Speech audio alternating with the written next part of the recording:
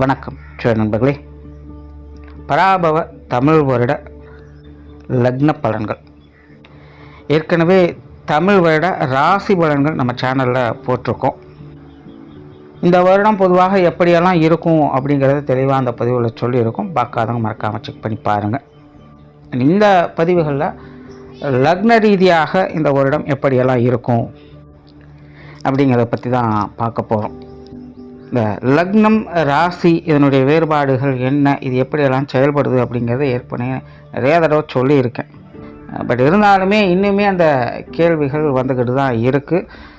நிறைய பேருக்கு லக்னம் ராசி புரியுது, பட் எதை ஃபாலோ பண்ணுறது அப்படின்னு கேட்குறாங்க. ஆக்சுவலாக ரெண்டுமே ஃபாலோ பண்ணி தான் ஆகணும். ஒரு ஜாதகம் இருந்தால் லக்ன ரீதியாகவும் சரி ராசி ரீதியாகவும் சரி அது பலன் கொடுத்துக்கிட்டு தான் இருக்கும். பட் என்னென்னா மேஜராக அதை ராசி ரீதியாக நம்ம அதை அக்செப்ட் பண்ணுவோம். லக்ன ரீதியான அந்த புரிதல்கள் அப்படிங்கிறதும் கொஞ்சம் குறைவு தான். ஸோ ராசி ஈஸியாக புரிஞ்சிக்க முடியாதனால அதை ஈஸியாக அக்செப்ட் பண்ணவும் செஞ்சிடும். பட் ஒரு ஜாதகம்னு எடுத்துக்கிட்டோம்னா அதில் லக்னம் ராசி மற்ற கிரக நிலைகள் எல்லாமே சேர்ந்து தான் வேலை செய்யும். அதனால் லக்னம் ஃபாலோ பண்ணுமா ராசி ஃபாலோ பண்ணுமா அப்படின்னு குழப்பலாம் வேண்டாம். ரெண்டையுமே ஃபாலோ பண்ணி ரெண்டில் இருக்கக்கூடிய விஷயங்களும் கம்பைன் பண்ணி பாருங்கள். உங்களுடைய நிலை எப்படி இருக்கும் அப்படிங்கிறது உங்களுக்கு கிளியராக புரிஞ்சிடும். ஸோ இந்த பதிவில் இந்த தமிழ் வருடம் லக்ன ரீதியாக எப்படி இருக்கும் அப்படிங்கிறத பற்றி தான் பார்க்க போகிறோம். மேற்கொண்டு பதிவை பார்க்கறதுக்கு முன்னாடி சேனலை சப்ஸ்கிரைப் பண்ணலைன்னா சப்ஸ்கிரைப் பண்ணிக்கோங்க. வீடியோ பிடிச்சிருந்தனா லைக் பண்ணுங்கள், மற்றவங்களுக்கும் ஷேர் பண்ணுங்கள். இன்னொரு விஷயம், இந்த லக்ன பலன்கள் அப்படிங்கும்போது அங்கே கண்டிப்பாக பாசிட்டிவ் அண்ட் நெகட்டிவ் ரெண்டுமே கலந்த நிலைகள் தான் இருக்கும். அது எந்தெந்த விஷயங்களில் பாசிட்டிவாக இருக்குது எந்தெந்த விஷயங்களில் நெகட்டிவாக இருக்குது அப்படிங்கிறத இண்டிகேட் பண்ணுறது தான் இந்த லக்னம். அதனால் இந்த ராசி பலன்கள் சொல்கிற மாதிரி எல்லாமே ஆகோ ஓஹோ அப்படின்னு லக்னத்துக்கு சொல்லவே முடியாது. ஸோ இது எதெல்லாம் நமக்கு சாதகமாக இருக்க போகுது எதெல்லாம் நமக்கு பாதகமாக இருக்க போகுது அப்படிங்கிற விஷயங்களை தெரிஞ்சுக்கிறதுக்காக தான் இந்த லக்ன பலன்களே. ஸோ அதை மனசில் வச்சுட்டு மேற்கொண்டு பதிவுகளை பார்க்கலாம். தனுசு லக்னம். தனுசு லக்னத்திற்கு இந்த பராபவ தமிழ் வருடம் அலைச்சலும் உண்டு ஆதாயமும் உண்டு அப்படிங்கிற நிலைகளில் தான் செயல்படும். லக்ன ரீதியாக தனுசு அப்படின்னு பார்க்கும்பொழுது இது வரைக்கும் ஓகே தான். பெரிய அளவில் நெகட்டிவான விஷயங்கள் அப்படிங்கிறது எதுவும் இல்லை. அவங்க உண்டு அவங்க வேலை உண்டு அமைதியாக இருக்காங்க அப்படின்னு சொல்லலாம். அவங்களை சுற்றி என்ன தான் நடந்தாலும் சரி அதெல்லாம் பெருசாக எதையும் கண்டு கொள்ளாமல் அவங்க பாட்டுக்கு அவங்க வேலையை பார்த்துட்டு அமைதியாக இருந்துக்கிட்டு இருக்காங்க. வாழ்க்கை அப்படிங்கிறதே நதி போல் இருக்கணும் அப்படின்னு சொல்லுவாங்க. அந்த மாதிரி தான் தனுசு லக்னம் அப்படிங்கிறது காலம் போகிற போக்கில் அப்படியே போய்கிட்டே இருக்காங்க. அதனால் பெருசாக எந்த ஒரு விஷயத்திலும் அங்கே தனித்துவமாகவோ இன்ட்ரெஸ்ட் எதுவும் செய்யக்கூடிய விஷயங்கள் அப்படிங்கிறதெல்லாம் எதுவுமே இல்லை. ஸோ ரொம்ப சிம்பிளாக அமைதியாக இருந்துக்கிட்டு இருக்காங்க அப்படின்னு சொல்லலாம். ஸோ இதெல்லாம் இது வரைக்கும் ஓகே தான். பட் இந்த பராபவ தமிழ் வருடத்திற்கு பிறகு இந்த நிலைகள் அப்படிங்கிறது கொஞ்சம் மாற்றத்துக்கு உள்ளாக்கப்படும். இது வரைக்கும் கொஞ்சம் சுமூகமாகவே இருந்து வந்துட்டீங்க. பட் இந்த வருடத்தில் பார்த்தீங்கன்னா கொஞ்சம் டென்ஷன் அலைச்சல்கள் அப்படிங்கிறது இருக்கத்தான் செய்யும். நிறைய விஷயங்கள் உங்களுக்கே சில மாற்று கருத்துக்கள் அப்படிங்கிறது உருவாகும். அதே போல் உங்களுடைய வாழ்க்கையிலையும் ஒரு மாற்றத்தை செய்யணும் அப்படின்னு நீங்கள் விரும்புவீங்க. அது சார்ந்த விஷயங்கள் உங்களுடைய ஈடுபாடுகள் அப்படிங்கிறதும் இருக்கும். ஸோ கொஞ்சம் தனித்துவமாக இருக்கணும் அப்படிங்கிற ஆசைகளும் இனி தனுசு லக்னக்காரங்களுக்கு உண்டாகும். இதெல்லாம் அவங்க வயது நிலைக்கு ஏற்ப எல்லா விஷயங்களையும் பார்க்கலாம். இந்த வருடம் உங்களுடைய லக்னாதிபதி சுகாதிபதியான குரு அஷ்டமஸ்தானத்தில் உச்சகதி அடைகிறாங்க. இது தனுசுக்கு ஒரு பாசிட்டிவான நிலைகளாக பார்க்கப்படுது. பட் அதே நேரம் மற்ற கிரகங்களுடைய நிலைகள் அப்படிங்கிறது தனுசுக்கு கொஞ்சம் நெகட்டிவாக தான் இருக்குது. அதனால தான் அலைச்சலோடு அது ஆதாயம் கொடுக்குது அப்படின்னு சொல்கிறேன்.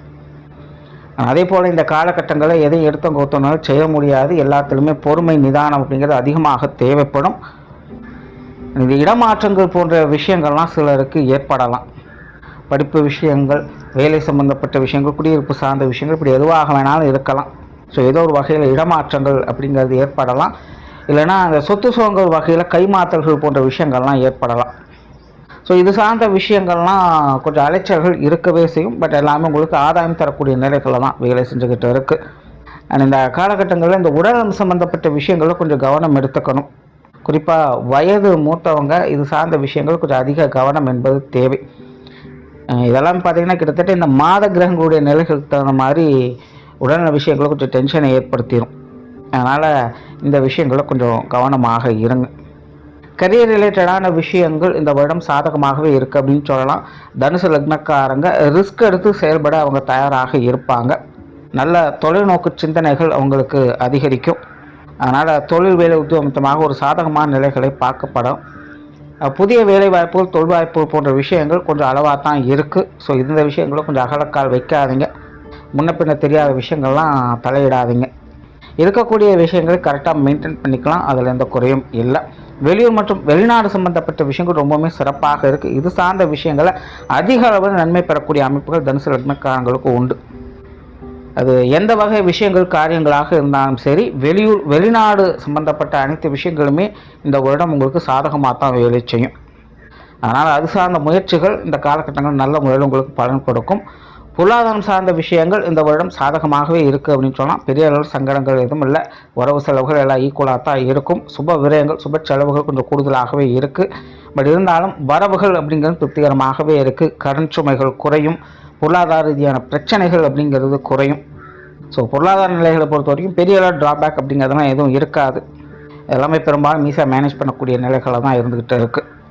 சொத்து சுகங்கள், வாகன ரீதியான விஷயங்கள், இது சம்மந்தப்பட்ட விஷயங்களை தனுசு லக்னக்காரங்களுக்கு கொஞ்சம் டென்ஷன் அடைச்சல்கள் அதிகமாகவே இருக்கும். ஒரு பக்கம் இது சார்ந்த விஷயங்கள் ஈடுபாடுகள் அப்படிங்கிறதும் அதிகரிக்குது.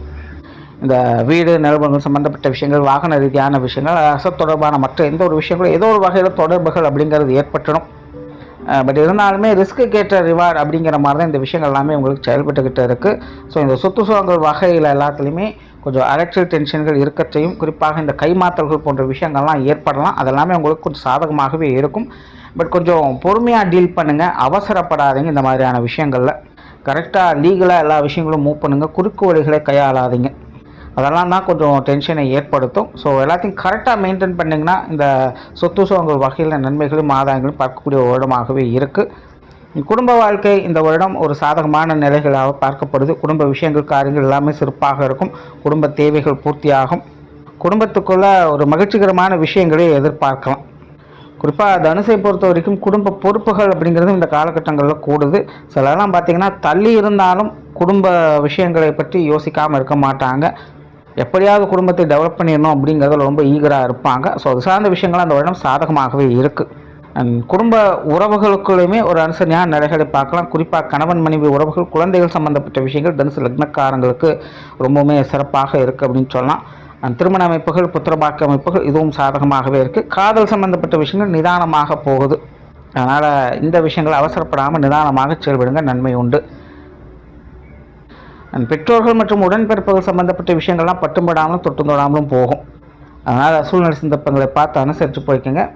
பெரிய அளவில் நல்லது அப்படின்னு சொல்கிறதுக்குள்ள பெரிய அளவில் மோசம் அப்படின்னு சொல்கிறதுக்கும் இல்லை. அதனால் சின்ன சின்ன விஷயங்கள் பெரிய ஒரு தாமரை இருந்துட்டனால அது பெரிய அளவில் தொந்தரவுகள் அப்படிங்கிறது எதுவும் இருக்காது.